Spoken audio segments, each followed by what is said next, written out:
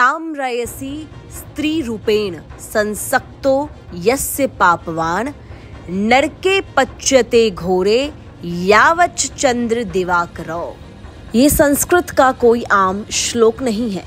ये गरुड़ पुराण का वो श्लोक है जिसमें बताया गया है कि जो हैवान औरतों के साथ बलात्कार जैसा घिनौना पाप करता है उनके लिए नर्क में क्या सजा है। सजा भी ऐसी जिसे सुनकर किसी की भी रूह कांप जाए। अब श्लोक का हिंदी में मतलब समझिए। इसका अर्थ है कि उस शख्स का आलिंगन गर्म लोहे की स्त्री की मूर्ति से कराया जाना चाहिए जिससे वह अपना प्राण त्याग दे।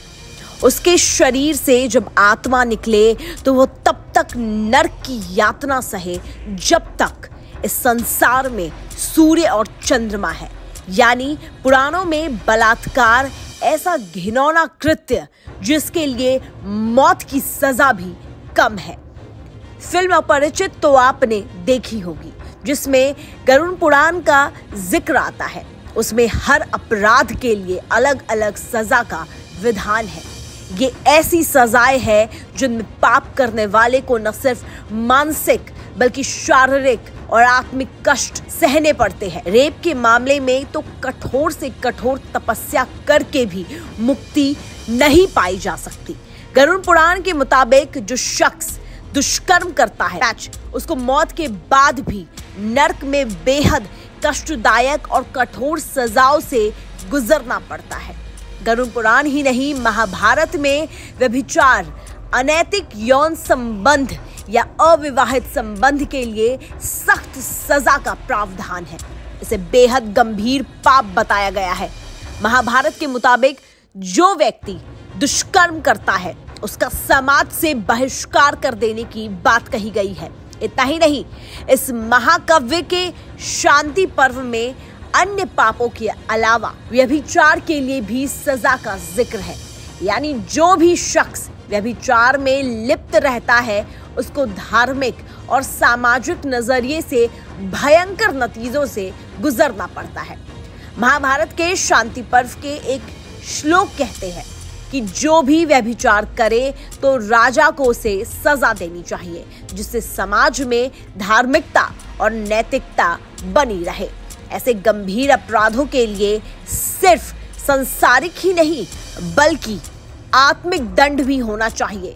शांति पर्व के मुताबिक व्यभिचार की वजह से समाज और पारिवारिक संरचना को नुकसान होता है। साथ ही अपराधी को पूरा जीवन कलंक में जीना पड़ता है। जबकि शिव पुराण में भी व्यभिचार के लिए गंभीर सजा का वर्णन है। यह घृणित पाप है।